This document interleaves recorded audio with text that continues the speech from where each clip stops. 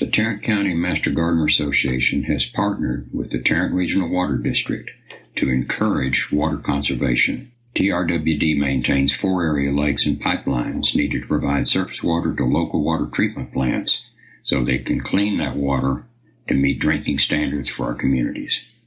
They also work with many cities in Tarrant County, such as Fort Worth, Arlington, Mansfield, and many others, to provide water conservation programs to the community. Conservation is an important water supply strategy to help meet the needs of our growing population. There are currently 2.3 million people living in Tarrant County, and this is expected to double over the next 50 years. At SaveTarrantWater.com, you can sign up for free weekly watering advice custom to your location. If you're a resident of Tarrant County, you can sign up for a free sprinkler's checkup where a licensed irrigator comes to your home, provides a comprehensive evaluation of your system with recommendations to reduce water waste. There's also an event calendar where you can find information about future classes and workshops. So be sure and check out SaveTarrantWater.com to sign up for their free services. Hi, how are y'all today? My name is Nancy Curl, and I am a Tarrant County Master Gardener. And today we are going to talk about living wreaths.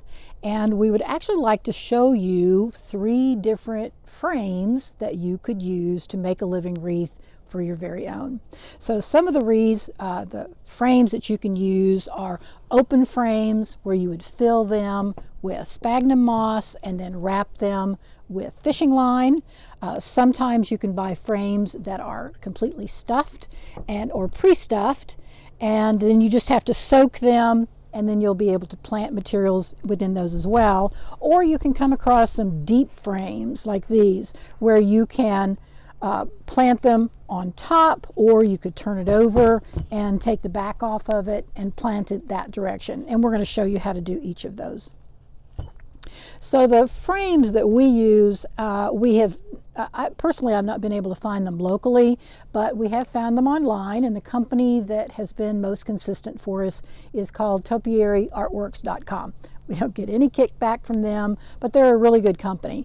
The wreaths themselves are fairly reasonable. The challenge comes when you're just ordering 1 or 2. Shipping, like everything else, is going to up the price. It could even double the price. So when we actually order, we try to order at least 10 or 12, and that way you can do this project with friends, and then the shipping, will be dispersed among all of you. So it's much easier to do it that way. The other thing I want to talk to you about is a book that I've come across, and there's many, many things online that you're certainly welcome to look at. But my go-to book it's called The Living Wreath by Teddy Colbert. I just happened to come across this. I bought it on Amazon. Again, I do not get a kickback from it, but I'm a very visual learner. And so this particular book has some great ideas about types of living wreaths that you can make. You can see this one that has pansies in it, little spring blooming things. Here's begonias that you could do, again, for spring or for the summer and fall. You can even make one. Here was our inspiration. We're going to be making this today using airplane little plantlets, and this was our inspiration for that one. You can even make wreaths using herbs, where you could plant this with all of your herbs, use it as a tabletop setting, and then just trim away as you need it, or to provide an aromatic environment within your kitchen or on your dining room table. It's very pleasant to do. You can actually also even put vegetables in this. You could put seeds on it, and then that would grow as well. So let's go ahead and get started. And the very first one that we're going to make is going to be the pre-stuffed wreath. All right, and we're going to go ahead and begin with how to make the pre-stuffed wreath. And as you can see, there are different shapes and forms available to this. You can order this interesting square, you can purchase it in a heart shape, you can actually do the round, and that's typically what we do. And if you notice these wreaths, how dry they are, and when you purchase them, that's what they're going to be. They're going to be very, very dry. So what you will need to do is you will need to soak the wreath, saturate it. A lot of times I'll soak it overnight, but it's not really required to soak it that long as it has absorbed enough moisture where the sphagnum within it is pliable. So the pre-stuffed wreath that we're going to make today, we're actually going to use some succulents and sedums for that. But I did want to show you that you can use, you could see in that book, you could use a variety of materials. This one happens to be made up of little baby airplane plants. And so it sometimes overwinters in my greenhouse, and sometimes it doesn't look as fresh as it should when I bring it out in the spring. So all I need to do is go in and from my airplane plant, just trim off some of those and just stick them down in there, and they will refresh it. But what I really wanted you to see about this particular planter, this particular living wreath, is the roots that are on the back of this. When we look at little airplane plants and we pull them up and we see all these little things poking off on the bottom, and we think that those are the roots on them. But the true roots are actually they're actually white, and that's what they'll start growing. So you can see how old this wreath is and how often it's been refreshed. It's at least 5 or 6 years old. So I've constantly used it. It was I guess this was one that I had stuffed because I can see my fishing line in there, but it will continue to grow. So I could have totally pulled it all apart and started over, but I chose to go ahead and just keep this refreshed, and then I'll just trim things off as well. So you can use other kinds of material as well. You know, the book showed you could use begonias, you can use herbs, just all ferns. They're all beautiful. This one is a succulent wreath that I made early on in the spring. And you can go and buy all of these little pieces already made up. I happen to like to see them and watch them grow. So I will come in and I'll take cuttings, and this one's just kind of been left to do its thing. So it should have been cut back and kind of organized a little bit better, but it's doing its own thing. So today we're going to make a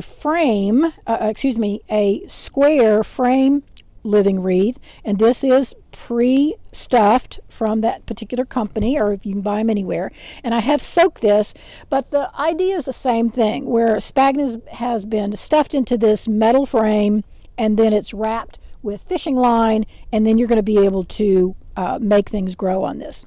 So as we begin, my favorite dibble is a pencil. And a dibble means you're going to go in and make a hole. So like if you're planting seeds or you're planting little plants, you have to make a hole so the roots will go down in there. And I happen to like a pencil. So today we're going to use succulents to plant this particular wreath. And the other materials that I'm going to need is, I've got my heavy duty pruners. I don't use as often as much, but I need my little pruners. Sometimes I just use scissors. And then the other thing that I like to use are these pens. I call them florist pens. You can buy them, again, at any place that sells floral materials. Walmart carries them. Hobby Lobby, you can order them online. These are pretty good size, but what these are going to do is these are going to keep the plant in place as it continues to grow and starts rooting. So I happened to come across this flat of plants. Of all places, I found it at Home Depot. And again, no kickback from Home Depot, but just happened to find these, which is rare because usually Home Depot will only sell the 4-inch size. They might even sell the 2-inch, but coming across this particular tray local was kind of a boon, especially since we're doing this class. But the reason I wanted to show this to you, and you can order these online. Again, you can look up succulents. You can Google that. There are companies that will send those to you. There's different varieties of succulents. You might make it all in one particular variety of succulent or sedum, and it would be beautiful. Just whatever your aesthetic is, that's what's really important. So the main thing I wanted to show you about this is about the size of the plant that we're going to pull up. And I did come in and I watered all of these things, because that's another thing when you are planting. We always advise people to plant wet to wet. And what that means is you want the soil, you want the roots to be moistened. That's going to go into whatever the growing medium is going to be. This one happens to be sphagnum. Whether you're going to go into soil, that's what you want. But tell you just a little bit of a history and how we kind of evolved to using these smaller plants that have a smaller root ball on them is a few years ago when the Botanic Garden started doing butterflies in the garden. And they were doing butterfly topiaries that they still do to this day when they have their butterflies in the garden.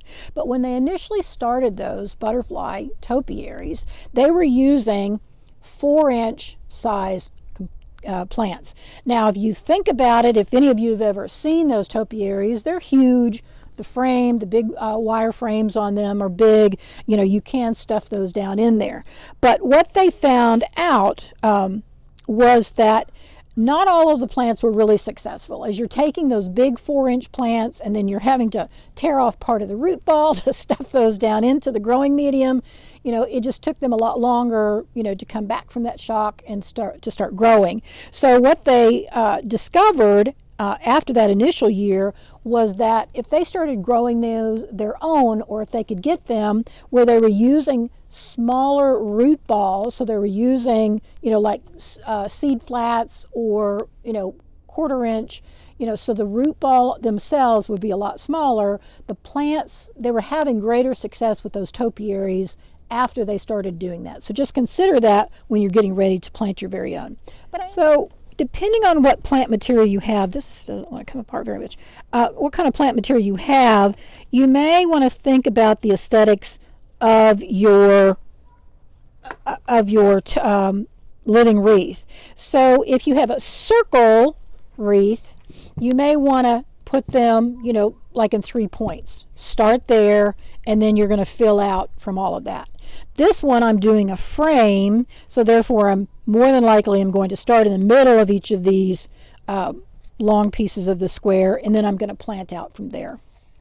You can see that I have this sitting on a plastic tray, and I will say when I have my wreaths finished and I'm either putting them on display in my house on the tabletop, or if I have them out on the patio, most of the time they are going to be laying flat. And so I will sit them in a tray, whether it's this clear plastic tray or sometimes I use the clay pot saucer, and I will put them in that way as well.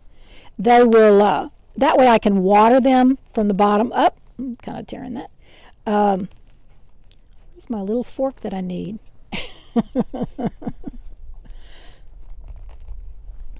Here we go. This one probably should have been last too. I'm going to tear off some of this plant material.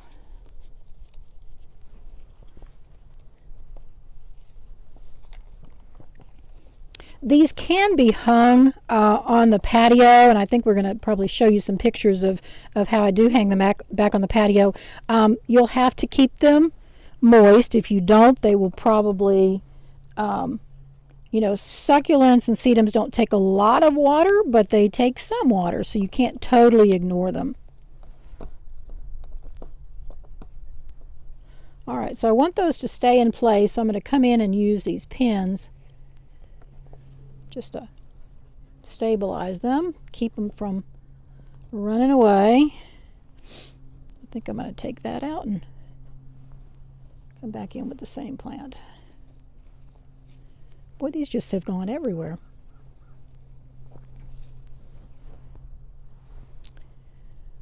Well, I should have taken all these out to pat.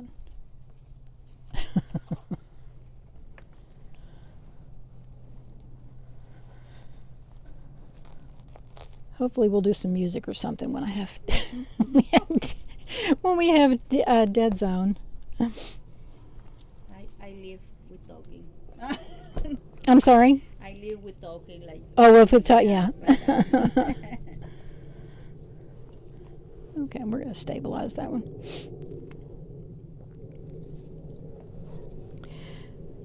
You know, you can use ivy as well.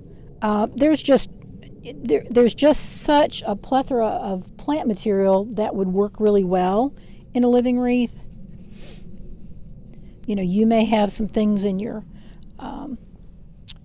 planters, or if you have a greenhouse, you can raid your greenhouse. I tell you really what I like to do with succulents. Like I said, I happened to come across this this flat of them at one of the box stores. Actually, I will just grow a lot of my own. I'll just take cuttings. You know, once they move into the greenhouse, it's time for them to kind of take a rest.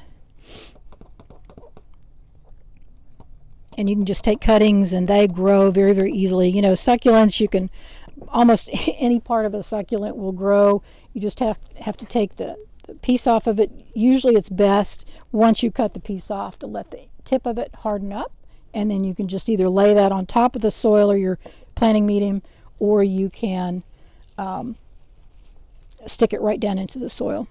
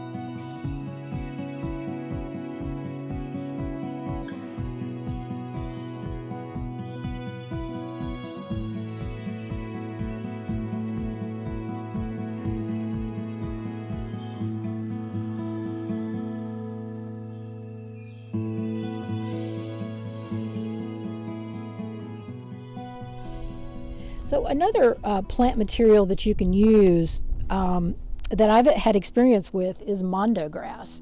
And I've used the larger wreath that we'll show you in a little bit and planted that in mondo grass. And that planter actually stayed out on my deck under the pergola and out on the regular patio for about 2 years. I mean, I even had a picture at one point where we had one of those rare snow events where snow was actually sitting on the top of it. But you know, mondo grass is a year-round plant that can be planted in your landscape, and it also works really, really well as a living wreath. And what was actually fun about that particular wreath is you could bring that inside, again, use it as a table centerpiece. I did it at one point for Easter, and you could put little Easter eggs around it. It made it it was a living centerpiece. But then you could change it out with different seasons as well. So mondo grass is another really great plant to use. So I think we're going to stop at this point. I think you can see the direction that this is going. You can certainly come back in and fill this in as full as you possibly want it to be. Or if you are like me, where you kind of like to get things started and you want to let it grow and expand, you can see how that does over the season. You can certainly do that as well.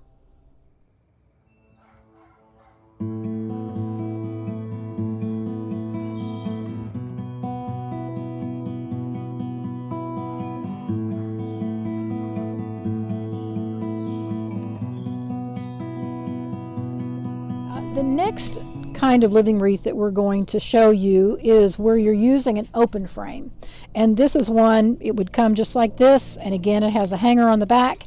It has these wonderful little feet on there, so if you're hanging it against a wall, it's not going to lay right up next to that wall or on a door, or you can use it for a tabletop, for a centerpiece, either out on your patio or in the house for the holidays. So this particular one, we're going to, you can see that I have one that is older, and this has kind of all but dried up and shriveled up. It had some material in it. I think it was one where I had planted some ferns in it and neglected it, and it dried out, and so it's now ready for a new life. So this one was made by stuffing the wreath. This is a round one, but it's just a smaller size.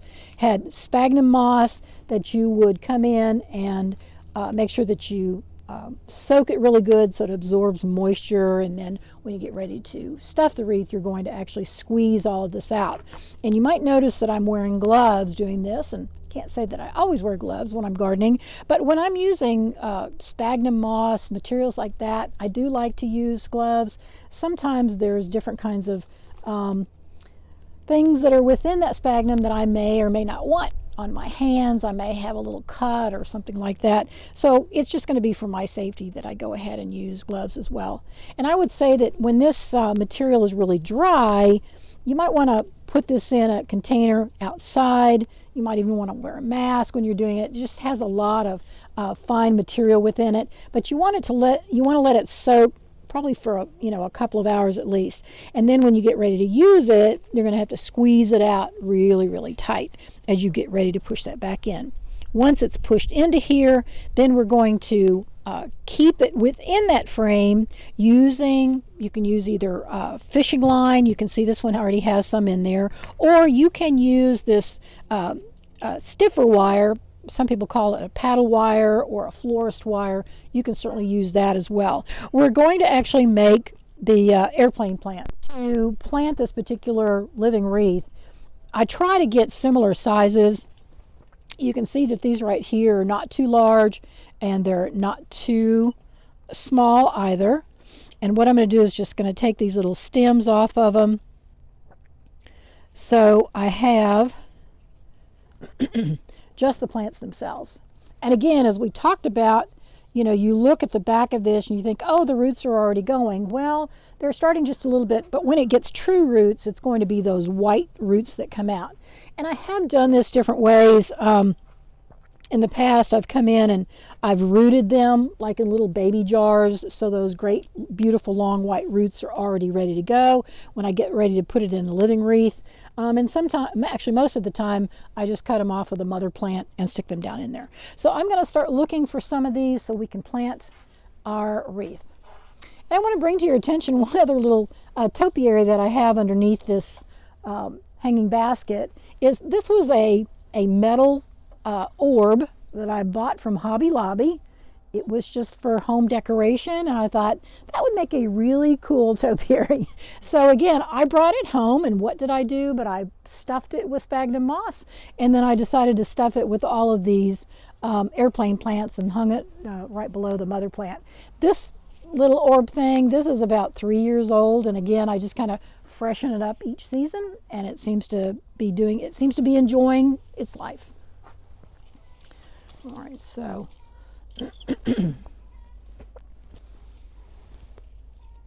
airplane plants, you can get them in solid green. They come in green and white stripe, and they come in white and green stripe. So if you could do a combination of these.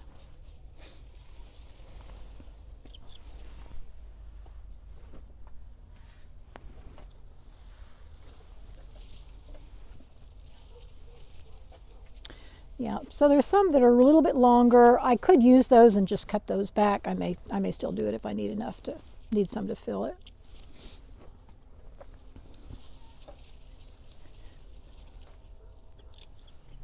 So since this is really, really dry, and I want to use some of the, instead of, what I could do is go ahead and totally disassemble this thing, whereas cut off all of the fishing line on it, take out all of the old sphagnum. But what I'm going to do instead is I'm going to hydrate this so it'll puff it up just a little bit, and then I'm going to add fresh sphagnum to this particular wreath. So I'm just going to dip it in water for just a little bit.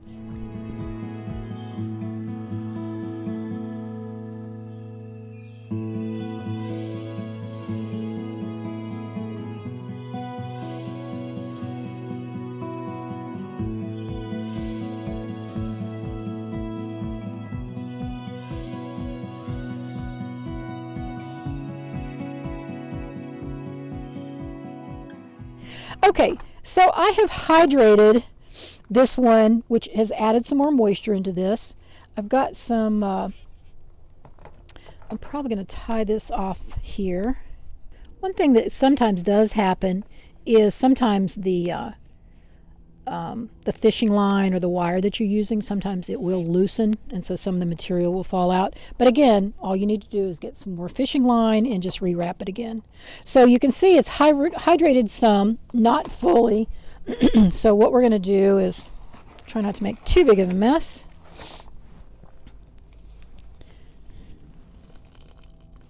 So we want it moist, but we don't want it dripping if we can help it. So I'm going to just push some of that aside.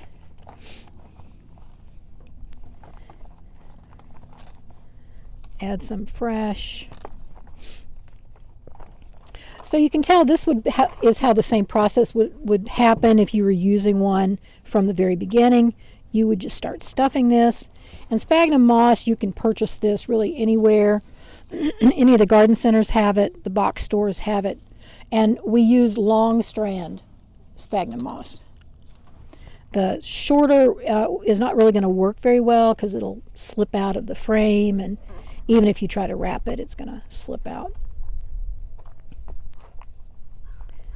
I think what I may do is once I wrap this, even though this has line on it, I think I will wrap it one more time just to keep all the fresh in there. Reusing what's in there kind of keeps me from having to use too much more.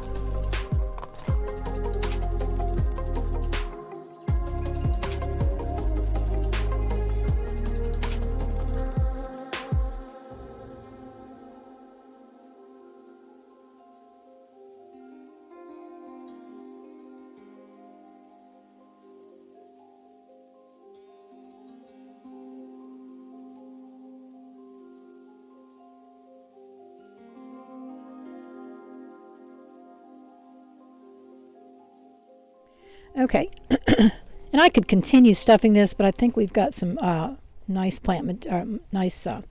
growing medium here. So what I'm going to do is I am going to wrap this one more time. So I'm wrapping all of the new material and keep it in place. And sometimes people worry about, oh, do I need to stuff enough in there so the frame is not showing. You can if you want to, but you have to think about really what your goal is, to have plant material that will then cover any of those metal frames that might be showing. And you'll be able to do this. So you can see why you want to use long strand.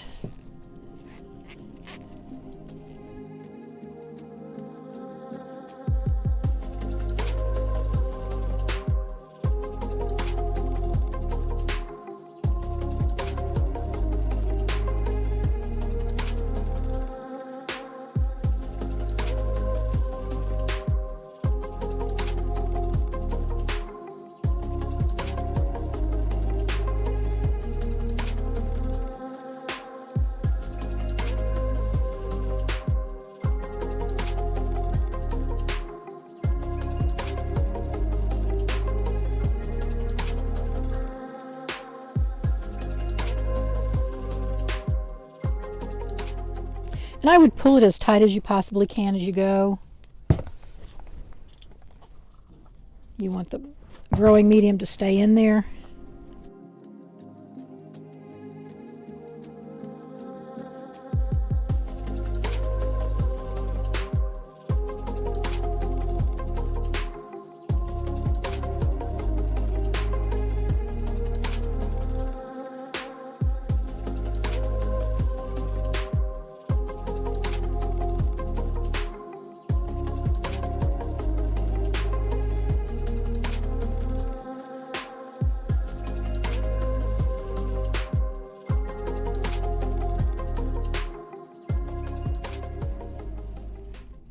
Only thing you kind of have to get out around is all of these do come with these hangers, so as you're wrapping this, you want to make sure that you keep those free to use. You may not have, your original intent may not be to use it as a hanging wreath. You may want to just use it as a tabletop, but somewhere along the way you might make a decision that oh yeah, that would look nice there for a short period of time.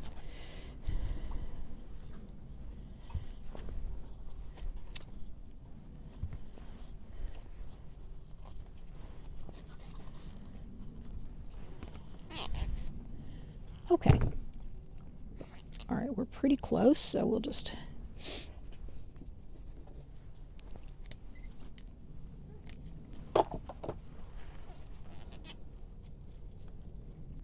Okay. So we're ready to start planting some of these, and I'm going to trim them up just a little bit as well, just so they don't look too ratty. Okay, so this is a round one. I am going to kind of think about where I'm planting these to begin with, and then I'll work out from there. So usually when I'm doing a circle one, I'm going to do kind of a triangle to begin with, and then I'll fill in out around that. So again, I'm going to use my favorite dibble, which is a pencil. Now with the sphagnum like this, it's looser. You know, it's not as tight even when I had pre-soaked those. So I do really want to try to get all of that, those false roots down in there and pin it in so when the true roots come in. So I'm going to come down here, put another one.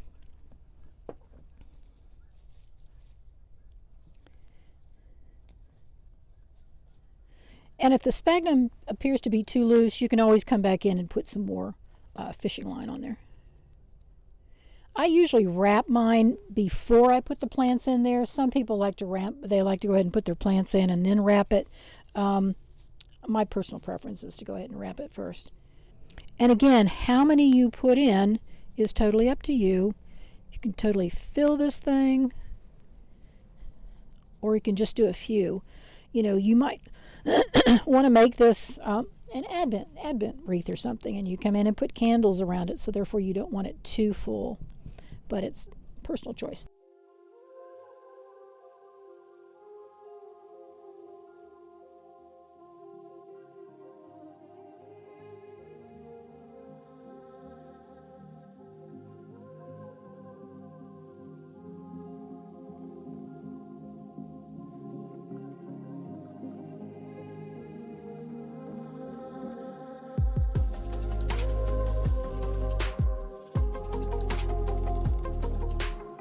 Continue, just use up all of these pieces that we have right here. Make it kind of full. Okay, if they a little bit longer, my aesthetic, I want them all but similar in length, so I may come in and trim them. And again, the pins are going to stabilize those plants, encourage them to stay in one place as those roots start growing.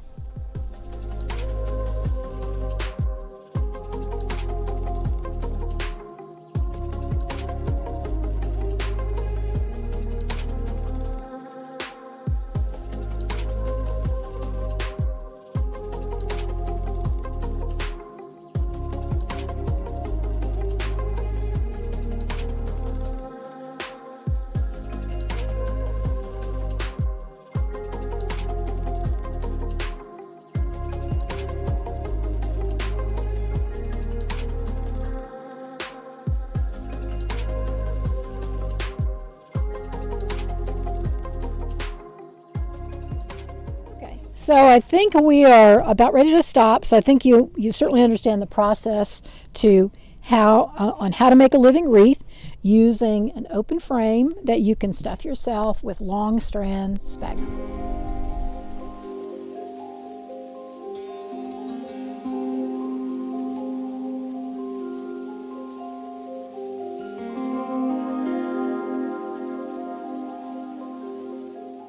So the third way that you can make a living wreath is probably one of the easiest.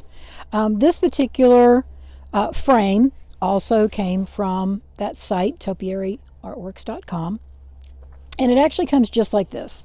It comes with coconut fiber liner, and it has this back on it as well. So this actually hooks, so this again can be hung on a wall or a door, or you can set it as a tabletop. So this particular wreath right here, this is one that I made, I guess probably about a month or two ago. And so when the frame that is just like this, I had one that was given to me by a friend who no longer wanted to mess with hers. And mine did not have any kind of a liner with it. It was an older frame, but I was more than happy to take it off of her hands. So when I brought the frame home, I had to figure out, how am I going to plant it? And so I did have to come in and put some kind of a liner. Usually it would be like moss, like sheet moss or something like that. But when these come like this is why I'm telling you it's the easiest. They come just like this. It's a coconut liner. It already has cuts in it, so you can plant it. You can plant it all the way around the top. You can plant it on the side, and you can see that it takes quite a few plants to do that. And then I had an epiphany and realized that I didn't necessarily have to plant it that way, that actually I could come in and take the back off of it. Let's see if I can do that. And then just sit the plants down in it. And you can then use larger sized plants. We talked about when you do topiaries, if you're trying to insert those plants into a growing medium, the smaller the root ball, the more successful those plants will be as they begin to grow. But with this type of a scenario, basically all you're having to do is just put those plants down into this medium and water it sufficiently and give it enough light, and it's going to grow just like it is. So you can go to your box store and you can buy the 4-inch plants and set them down in this. So what happens after a season or two and your coconut liner is kind of shoddy and it's like, what am I going to do now? You can come in and use burlap. Just take a piece of burlap, spread it over the top of it, just stuff it down in there just like that. Fill it with a little bit of soil, and then you're going to be good to go. So you don't have to worry about replacing the liner. You'll still have a plant material that will be successful where the soil is not going to fall out and your plants can still grow. So I'm going to go ahead and grow it this way, or plant it this way. And yes, it does have, and hopefully that's okay, Teresa. There you go. And it does have the cuts and everything in it, but that's okay because that's just going to allow the water to leach out. So it'll be perfectly okay. So what I will do is I'm going to take these plants, and I've got a variety of, so you can see these are slightly smaller than 4-inch, but it still has a really good sized root ball on it. So what I can do, and when we get ready to plant, we don't want it to, girdle or anything, so we're going to open that up just a little bit. So I will probably come in and put some soil in the bottom. Sorry, I keep going out of frame. And then I didn't add water to this. The reason I added some water to this is we talked about planting wet to wet, and that's exactly what you need to do. This was pretty much bone dry soil, and this is just potting soil. And so what I'm going to do is I'm going to come in and put a layer down on the bottom of this.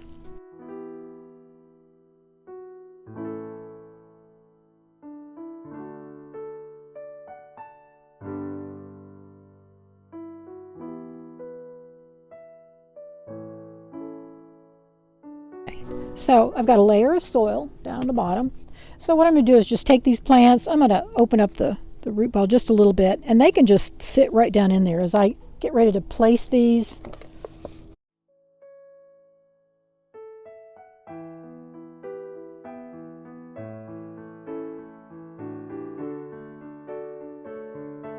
And again, it's whatever your aesthetic is. You can, again, use pansies. I've used petunias and had them on the back patio all summer.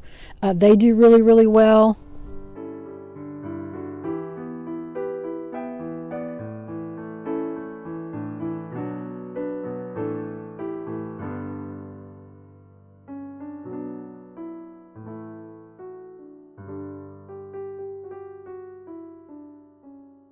And what I really love about this particular planter, while it takes quite a few plants and you can use bigger plants, you can get like an immediate impact because you've got the larger plants. I made the selection to go ahead and have them blooming just so we could have color right away.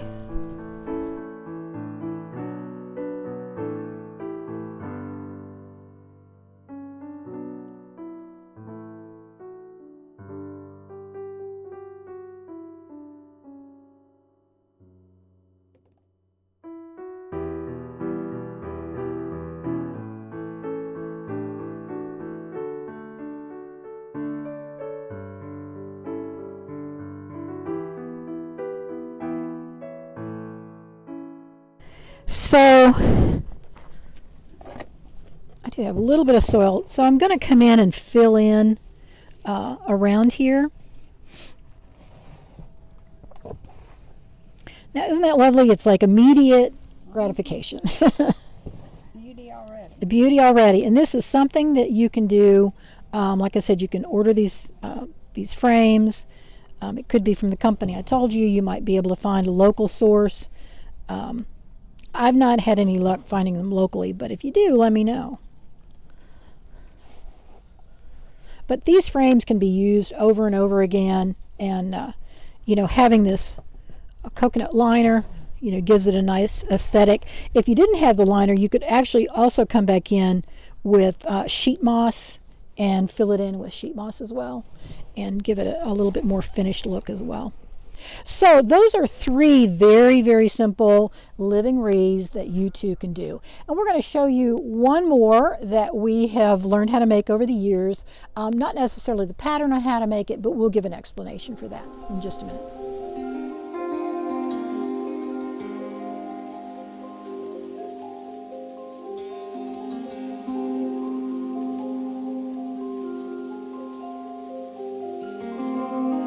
So we're going to show you one more way to make a living wreath, and this is using clay pots.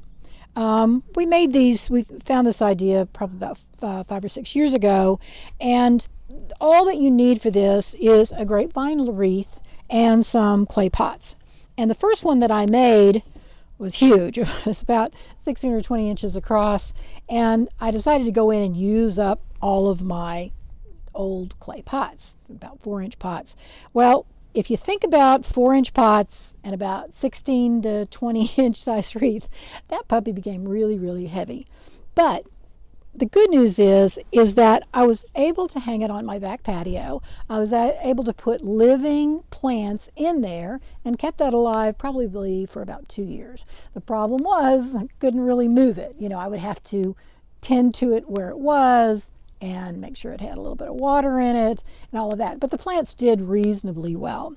And then after a while, I decided it was a little bit too labor intensive and moved on to something else. So what I have for you today is to just show you how you could make one. Again, using a grapevine wreath, you can use a smaller size wreath, and again, smaller size clay pots. These can be purchased at Hobby Lobby, at Joann Fabrics. You can purchase them online. So it means that they're not going to be quite as heavy. But the way you make this is you use that heavy paddle wire or florist wire, and you just wrap them around the wire frame, so you're framing them in there. So sometimes if you use broken pieces, they are very interesting to look at as well.